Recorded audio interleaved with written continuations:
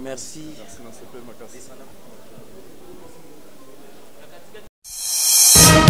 Info 243, la référence de l'actualité.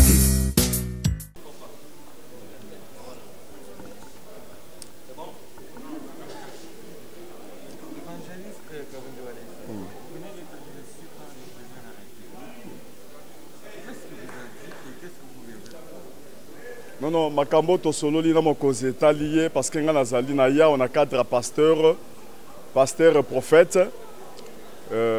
Tosololi et ça na Makambo Tosololi on a tikali kune panaye mais loko monene ngana kolo bezali que conciliation ça na katia ko salema c'est normal mais conciliation tango ko salema il faut ba tamiser yango batu bazo kota batu bazo de partout dans le monde partout na katia Congo mobimba bazoya mais eloko ekosala de façon que etamiser batamiser yango il faut mokozi na biso a conciliter pe nzambe tango ya ko conciliter nzambe nda ko bimisa fufu oyo bato bakoki kolia parce que bato bazozela après concilitation oyo tango ya ko bima akoloba nini yango nde biso tozala kati ya kosamble de façon que nzambe apesa ye intelligence na sagesse et esprit nzambe za na kati na ye et révéler ye orienter ye de façon que eloko ekobima et créer makelele te parce que ndenga za to na kati ya ko conciliter boye peut-être cause appela ba mususu balobi akoloba nini biso toye to sambela pe na yebisa pe ba congolais nyoso église nyoso de façon que to sambela pona mokonzi mboka de façon que nzamba pese mayele a conciliter yemo ko nzambe ata biso to pese ba prophétie c'est normal ata ba tumso ba pese prophétie c'est normal mais esprit géant esprit nzambe esprit divine et pese ye yano de façon que étamiser makambo nyonso tozoyebisa ye bato bazwa eloko moko ya malamu yango nde epesaki succès na David parce que azalaki mpe na kati ya bitumba ebele makambo ebele mais à partir ya concilitation malgré kazalaki na baconseiller mais abandaki mingi koconcilite nzambe et puis mpona koconstruire il faut qu'on construise na kati ya kimia yango nde Salomo atongaki temple po azalaki na kati ya kimia nazala mingi ya koloba te yango nde message na nga munene na koyebisa tout le monde mais makambo nga na kozala na sololi na ye wana etali kaka biso na ye nzambe na nga pambola bino te wana naza kuna te nga nalobi kaka nga nalobi wana nasali synthèse nzambe anobeneshe bonsi ngambi ni nzambe anobeneshe. Merci. Oui. Bonsoir. On peut y aller? Vous êtes prêts? Oui. Vous êtes de la Fondation Olandi. Venez d'être blessé par les chefs de l'État. Pouvons-nous savoir quelle a été votre contribution? Notre contribution est avant tout spirituelle. Nous avons prié avec le chef de l'État pour que toutes les consultations qu'il est en train de faire se passent dans la paix, dans la convivialité et pour l'intérêt de la nation. Parce qu'il vient de convoquer des consultations pour l'union sacrée. En convoquant cette union, c'est pour l'unité de la nation et pour également la paix dans la nation. Et nous, en tant que chrétiens, nous sommes épris de paix et d'unité selon que l'Éternel nous recommande dans la parole de Dieu. C'est ainsi que nous sommes venus le voir pour le soutenir dans cette action d'unité nationale et de paix nationale. Merci beaucoup. Merci. Je n'ai pas été uniquement reçu comme personnalité, mais je représentais également le groupe de partis qui n'avaient pas pris part aux élections en 2018. Parce que nous avions à l'époque compris que ces élections n'allaient pas permettre au pays de rompre avec l'ancien système de AFDEL installé dans le pays depuis 1997. Et voilà pourquoi nous n'avions pas pris part aux élections. J'ai dit au président que ce qu'il faut faire, il faut rompre avec l'ancien système. Il faut rompre avec un système prédateur. Il faut rompre avec un système de corruption. Il faut rompre avec un système qui veut prendre le peuple congolais en otage. Et malheureusement, il y a un accord auquel, à tout moment, les uns et les autres se réfèrent, mais un accord sous seing privé ne peut pas prendre en otage un peuple, un pays. Un accord ne peut pas être au-dessus de la Constitution, ne peut pas être au-dessus de loi. Et moi, je pense que c'est l'accord qui est à la base de tous les blocages que nous connaissons. C'est cet accord qui fait que les institutions ne fonctionnent pas comme il se devait. C'est cet accord qui fait que les gouvernements fonctionnent à plusieurs vitesses. Et c'est cet accord qui fait que tout finalement est bloqué. Donc, il faut rompre avec l'ancien système.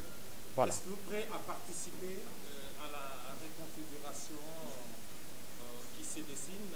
Vous, votre parti et le parti n'ayant pas participé aux élections de 2018. Ma vision n'est pas celle du partage et équilibré. On a déjà vu ça dans le passé. On a vu ça entre 1994 jusqu'à l'arrivée de la FDL. On a vu ça au sortir du dialogue intercongolais de l'Afrique du Sud avec le 1+4. Et on le voit, le partage équitable et équilibré ne donne aucun résultat pour le pays. Il ne fait qu'enrichir certains hommes politiques. Et je ne suis donc pas favorable à ce système. Je suis plutôt favorable à ce que les Congolais se mobilisent pour pouvoir mettre fin à la situation de blocage dans laquelle nous nous trouvons. Il y a un président qui est là, il doit prendre ses responsabilités pour que l'ancien système disparaisse une fois pour toutes. Merci. Merci. Très particulière, le message de résistant Maï-Maï, c'est-à-dire le peuple congolais dans la résistance, qui se réjouit de l'initiative du président de la République, comme qui dirait Kinshasa n'est pas le Congo. À l'intérieur, dans la partie est de l'Ituri jusqu'au Maniema, vous connaissez les atrocités qui se vivent au quotidien par là. Le FCC ayant été pratiquement à la cuisine de tout le malheur du peuple congolais à l'est, il est que normal qu'une initiative comme celle du chef de l'État, une initiative aussi courageuse, de finalement se délier, faire sauter les cales, comme disait Monseigneur Richard, de cette alliance de la mort diabolique, trouve effectivement un répondant auprès de ces peuples meurtris, auprès de ces peuples de la résistance. Et alors le message a été que le président aille de l'avant. C'est un combat patriotique. C'est un président maison cette fois-ci. Le président Fachi est un président maison. Et donc, il a le soutien de tous ces résistants Maï-Maï sur toute la plate-bande Est. Et ils n'attendent que ce mot d'ordre. Et là maintenant, ils sont disposés à prouver que derrière un président de la République maison, le Congo va renaître. Et dans l'union sacrée, il a alors les socles très solides à travers ses fils et filles dans la résistance. Oh,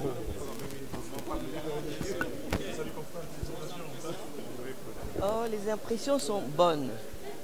Nous remercions le président de la République de nous avoir associés à ces consultations. Parce que nous sommes du terrain, nous savons ce qui se passe. Notre discussion a tourné autour de l'homme congolais. L'homme congolais qui croupit dans la misère. L'homme congolais a encore des problèmes de nourriture. L'homme congolais a encore des problèmes de l'eau, santé, électricité. Et il a pris bonne note Mais tout doit se faire dans la paix. Même si aujourd'hui, il y a divorce, parce qu'il l'a dit dans son discours, il peut y avoir divorce, mais tout doit se faire dans la paix. Nous lui avons donné, en ce qui concerne ce malaise entre cette coalition FCC, nous lui avons donné notre position. Nous lui avons dit, voilà, dans un couple, si vous vous entendez plus, et qu'il y a eu conciliation, il y a eu des gens qui sont venus pour essayer de... Et si ça ne marche pas, qu'est-ce qu'on peut faire? C'est le divorce. En tout cas, nous avons été clairs là-dessus. Nous avons été clairs parce que cette coalition tire le président de la République vers le bas. Le président de la République a un bilan à défendre. Il n'y a plus que 3 ans. Et qu'est-ce qu'il va dire à la population s'il ne réussit pas son action, s'il n'applique pas sa vision? Donc nous pensons que le divorce doit se faire. Merci. Voilà.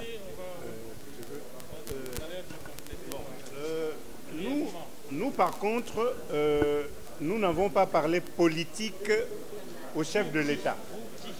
Personnalité, Jean-Pierre Boka, Capella, président du réseau de sensibilisation et d'éducation civique. Nous avons voulu sortir de l'ornière et parler au chef de l'État des problèmes sociaux. Nous lui avons dit que vous serez réélu ou pas en 2023, pas en fonction de la politique, mais en fonction du vécu quotidien de la population.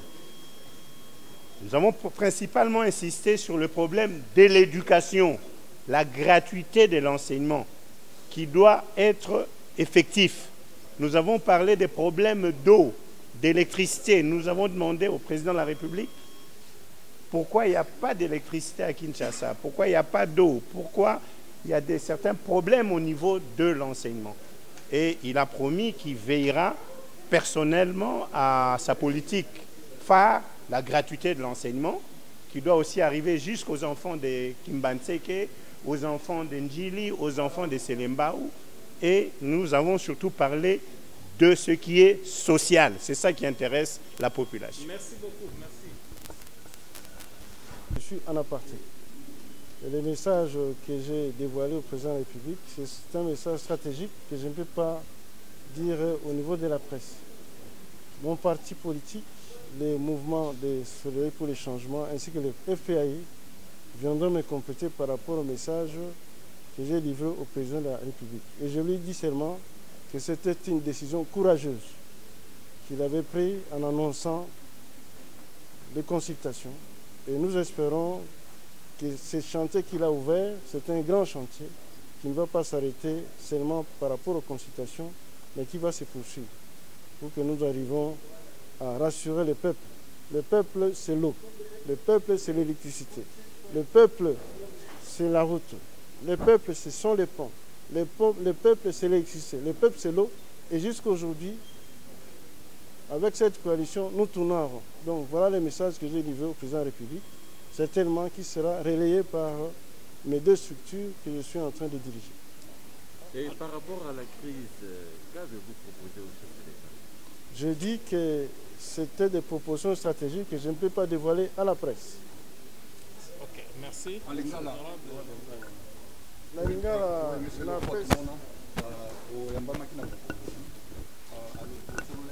Dire que la décision prise par le président de la République de consulter la population congolaise, c'est une libération pour notre peuple. Les FCC est un cauchemar pour la République démocratique du Congo. Et avec les FCC, le bilan auquel ils devaient s'attendre, c'était un bilan négatif, comme eux-mêmes, ceux du FCC, ont brillé par une incompétence totale. Nous ne disons pas que tous les FCC, il n'y a pas d'éléments importants, mais le bilan était largement négatif. Et ils voulaient contaminer le régime que dirige son Excellence Félix Antoine Tshisekedi. Nous avons dit que nous adhérons à l'idée de l'union sacrée pour la nation et nous invitons toutes les forces vives et politiques de notre pays de rejoindre le président de la République dans son intention de vouloir récupérer ses droits. Qui a oublié que les FCC nous a jetés en prison? Les FCC a bombardé les gens dans les églises. La situation du Sénat, la corruption à grande échelle. Et voilà, ce sont les mêmes qui veulent nous donner des leçons. Les FCC, au fond, je considère que c'est une escroquerie politique. Parce que conformément à la Constitution, il faut avoir 251 députés pour un parti politique pour affirmer une majorité.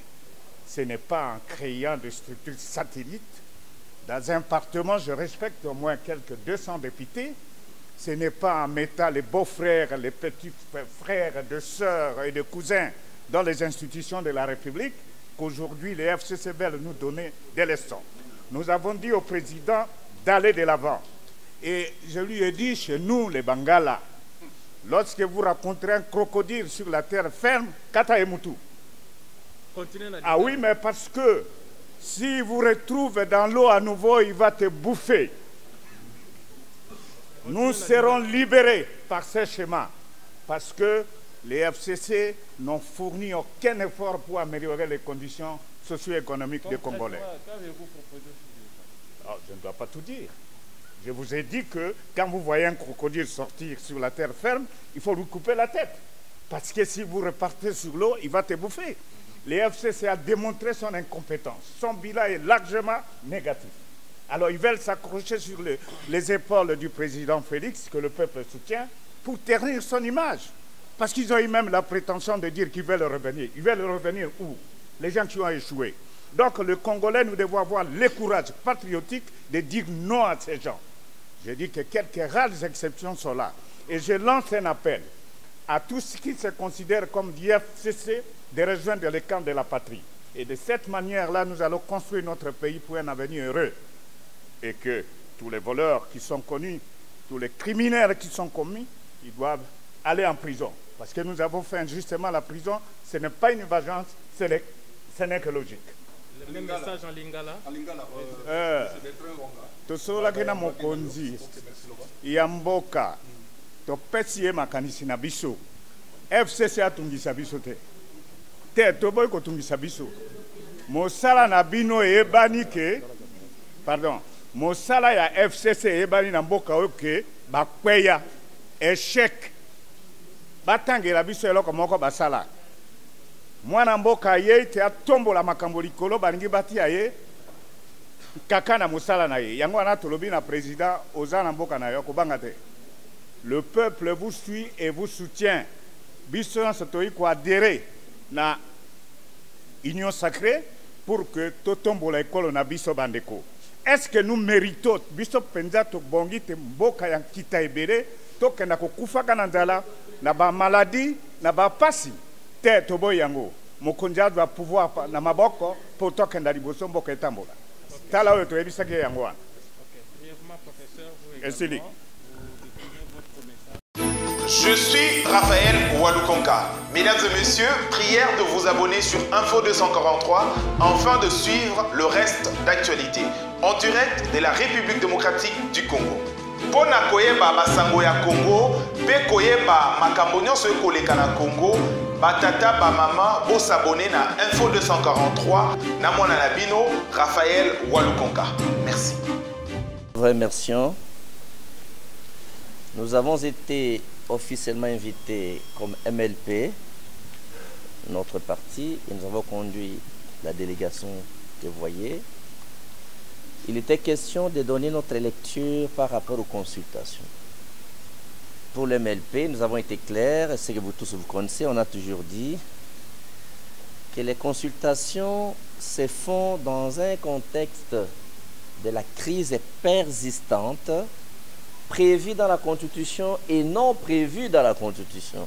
C'est-à-dire, lorsqu'il y a une crise entre le gouvernement et le Parlement, il comprend d'ici que le gouvernement dont il est question, tel qu'on a rédigé la Constitution, c'est le gouvernement élargi, y compris les actes du chef de l'État.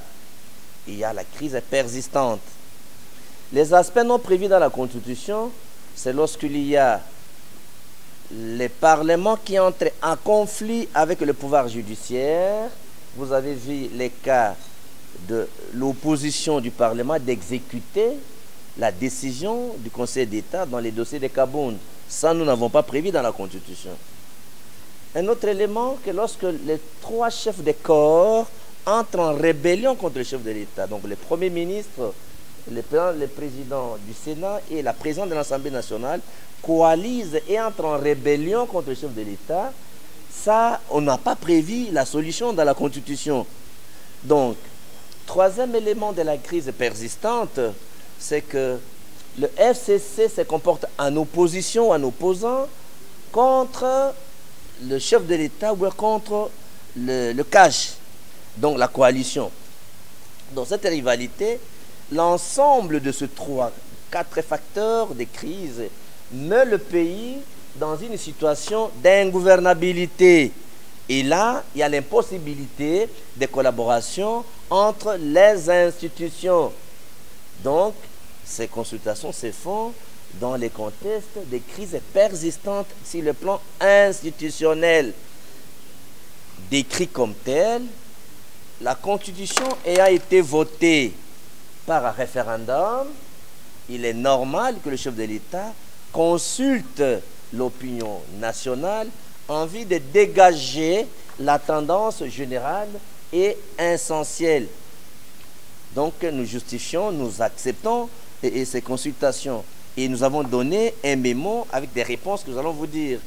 Donc ces mémos du MLP constituent pratiquement un acte d'engagement, un acte, bien entendu, pas seulement d'engagement, mais un acte d'adhésion à cette philosophie, à ces projets de créer l'union sacrée et pour la nation. Mais qu'est-ce que nous avons proposé? Qu'est-ce que le MLP a proposé? Le MLP a vu que l'objectif de ces consultations, normalement, il faut créer l'union sacrée pour la nation, pour créer en fait la cohérence et la cohésion nationale, pour permettre à ce qu'on donne au pays des institutions qui s'inscriront pour que le pays décolle. Et derrière le chef de l'État,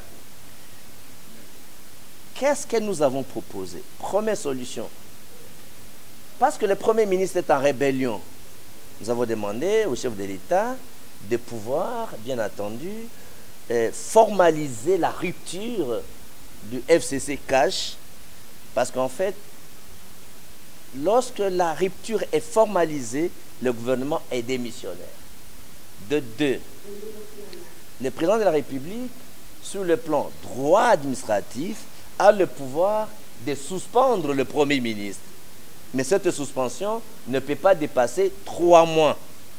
Donc il a le pouvoir de le suspendre. Autre élément, nous avons démontré que dans l'impossibilité de collaboration entre les institutions, la cohabitation est impossible. Donc pas de cohabitation. L'objectif, c'est de changer la majorité parlementaire, la reconfiguration politique. Le changement de la majorité parlementaire aura pour conséquence, on doit changer le bureau de l'Assemblée nationale. Et pour conséquence, il y aura un nouveau Premier ministre. En défaut du premier plan, il faudra donc dissoudre purement et simplement l'Assemblée nationale. Il n'y aura pas de cohabitation. Voilà un peu la lecture du MLP qu'on a soumis au chef de l'État. Je vous remercie. Nous venons d'être reçus par le président de la République. Considérant la situation qui prévaut dans notre pays, considérant également que notre pays vient d'une crise profonde où les crimes contre l'humanité, les crimes de guerre ont été commis, et en plus de ça, c'est un conflit qui a été parmi les conflits les plus meurtriers après la Seconde Guerre mondiale. Ceci a eu des conséquences désastreuses sur le plan social, sur le plan économique, mais également sur le plan sécuritaire en République démocratique du Congo. Nous avons profité de cette occasion pour présenter au président de la République notre point de vue par rapport à cette crise à répétition que nous connaissons. Aujourd'hui, il est clair que pour sortir de cette situation, il faut absolument que nos dirigeants fassent une rupture avec les antivaleurs qui caractérisent aujourd'hui notre pays.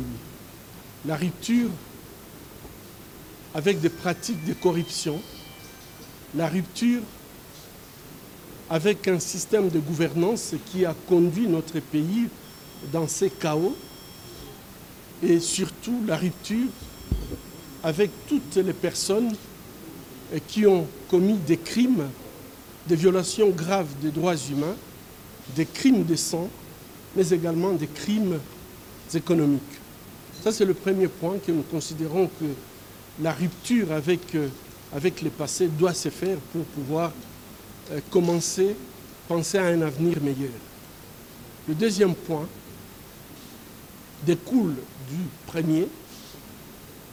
Les crimes ne peuvent pas rester impunis, puisqu'en fait, finalement, les criminels continuent à insécuriser l'Est de notre pays et donc ainsi insécurisent toute la République. Donc il faut une lutte contre l'impunité. Et cette lutte contre l'impunité passera absolument par la mise en œuvre des recommandations du rapport Mapping. Et ici, je vais préciser, nous parlons du rapport Mapping, mais il y a nécessité de faire une deuxième cartographie qui va permettre en fait de cartographier tous les crimes qui ont été commis depuis 2003 à ces jours, puisque ces crimes continuent. Et donc ces recommandations sont très très importantes, puisque parmi les recommandations, il y a la recommandation d'une justice transitionnelle. Cette justice transitionnelle inclura bien sûr des mécanismes de poursuite et de jugements internationaux, mais également nationaux. Et ici, nous devons insister sur le fait que les poursuites judiciaires devront être extrajudiciaires, mais aussi judiciaires. Je pense spécialement à toutes les femmes qui sont aujourd'hui exclues de leur communauté, puisqu'elles ont été violées. Nous savons très bien qu'en République démocratique du Congo, les femmes sont respectées, et le fait de les avoir humiliées en public a entraîné tout simplement leur exclusion sociale. Et je crois que parmi les mécanismes que nous devons inclure dans la justice transitionnelle, nous devons avoir des mécanismes coutumiers qui permettent à ce que les femmes qui ont été exclues du fait d'avoir été violées, et ces viols qui sont considérés tout simplement comme ces femmes deviennent impropres à la société, qu'elles puissent subir des traditions qui les permettent de réintégrer la communauté. La troisième chose qu'on a demandé au président de la République, c'est qu'il s'implique personnellement et que ce soit lui qui soit le porte-flambeau de cette lutte contre l'impunité, spécialement en demandant au secrétaire général des Nations Unies, M. Antonio Guterres, de s'adresser au Conseil de sécurité pour la mise en œuvre d'un tribunal pénal international pour le Congo. Et la dernière question que nous avions évoquée, c'est les réformes institutionnelles. Notre pays ne décollera pas, son décollage sera toujours hypothétique si on n'a pas de réformes profondes, courageuses, mais aussi des réformes ambitieuses qui vont permettre en fait à ce que nous ayons une armée, une police, un service de renseignement, donc l'ensemble de la sécurité, tout à fait apolitique et professionnel. Nous avons également besoin d'avoir, ce qui concerne la justice, la Cour constitutionnelle, la CENI, tout à fait apolitique. Et je crois que ça, c'est capital, puisque quand vous voyez toutes les crises que nous connaissons, c'est puisque chacun veut absolument contrôler les institutions pour se maintenir au pouvoir. Alors que si nous avons des institutions qui sont apolitiques, neutres et professionnelles, chacun pourra faire prévaloir. Bon, Écoute, s'il y a dans la coalition des personnes qui ont commis des crimes, je pense que la coalition ne doit pas être en fait une espèce d'oasis où se cachent les criminels. Je pense que les crimes contre l'humanité nous concernent tous. Les crimes contre l'humanité, on ne devrait pas avoir... Il n'y a pas de prescription par rapport à ces crimes contre l'humanité. Et je crois que, moi je ne connais pas, je ne suis pas juge, mais ce que j'ai dit, si vous êtes dans la coalition et que vous aviez commis des crimes, vous devez répondre de vos crimes. Et je crois qu'aujourd'hui, nous avons un avantage, nous avons un président qui n'a pas trempé dans ces crimes. Au moins ça, nous avons une certitude. Mais s'il y a des gens dans la coalition qui malheureusement ont commis des crimes de sang ou des crimes contre l'humanité, des crimes de guerre, il faudrait absolument qu'ils répondent de ces crimes. Et ces crimes sont imprescriptibles. Donc, qu'on ne se fasse pas d'illusions. On peut avoir un temps de grâce, mais un temps viendra où il faudrait que les morts congolais aient justice. Je pense que cette question Minembwe ne devrait pas nous préoccuper, puisque je crois que c'est une distraction. Demandons une justice transitionnelle, un tribunal pénal international pour le Congo, la question de Minembwe sera résolue. Nous avons eu un entretien franc, cordial. Cela a tourné autour des préoccupations que le président de la République a formulées lors de son discours du 23 octobre dernier adressé à la nation. Et comme nous avons été invités, nous avons remercié le président de la République d'avoir pensé à la conférence épiscopale nationale du Congo comme une institution pouvant donner sa contribution dans la recherche des voies et moyens de sortie de crise que connaît notre pays, la République démocratique du Congo. Et nous devons dire que tout s'est passé dans une atmosphère cordiale, conviviale, franc. C'était un entretien entre responsables. L'Église a toujours été aux côtés de tous ceux qui concourent au bien-être de l'homme. L'homme au cœur de toutes nos préoccupations sociales, politiques et religieuses. Alors, pour les cas d'espèce, comme le président de la République nous a invités dans un cadre de consultation nationale, nous lui avons confié toutes nos réflexions, nos analyses sur la situation et voir dans quelle mesure, lui, il peut exploiter nos contributions, nos analyses pour répondre à ses propres préoccupations.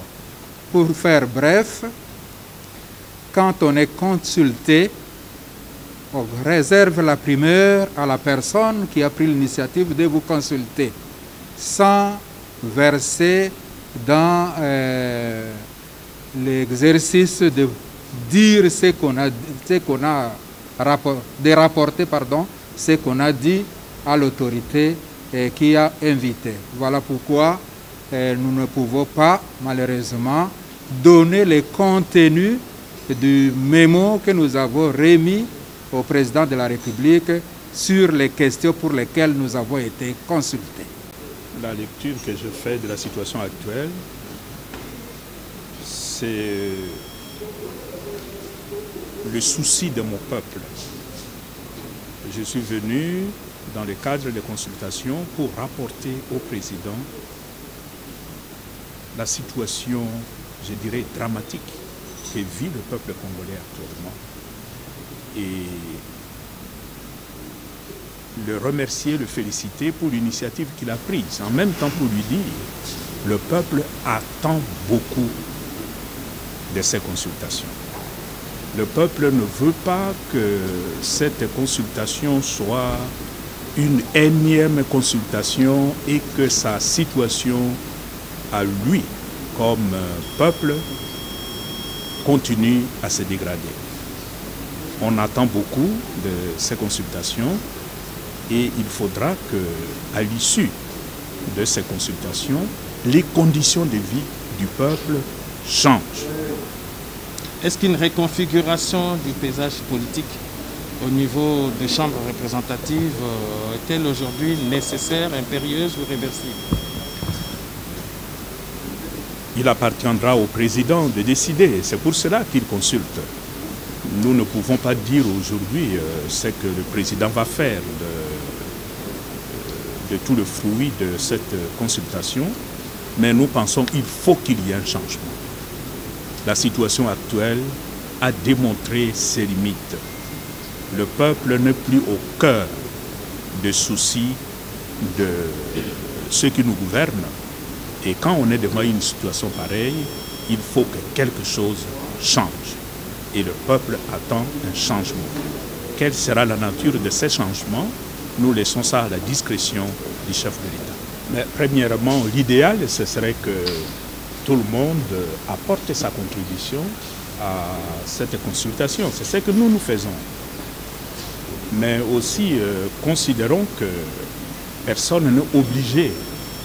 On ne va pas prendre quelqu'un de force à venir donner sa contribution. Mais nous vivons dans une démocratie. C'est aussi une majorité. S'il y a une large majorité qui a apporté sa contribution, je crois que ça peut indiquer au président le chemin dans quelle direction aller.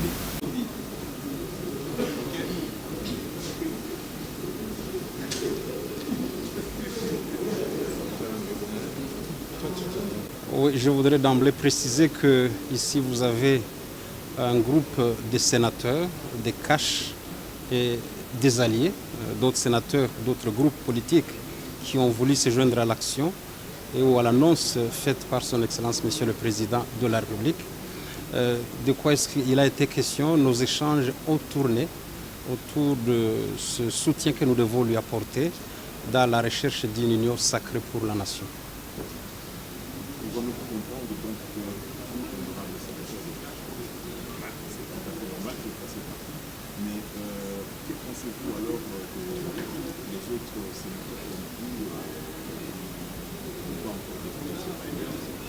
Comme je viens de vous le dire, on n'est pas seulement du cash. Il y a beaucoup d'autres sénateurs qui ne sont pas cash, qui se sont joints à notre action.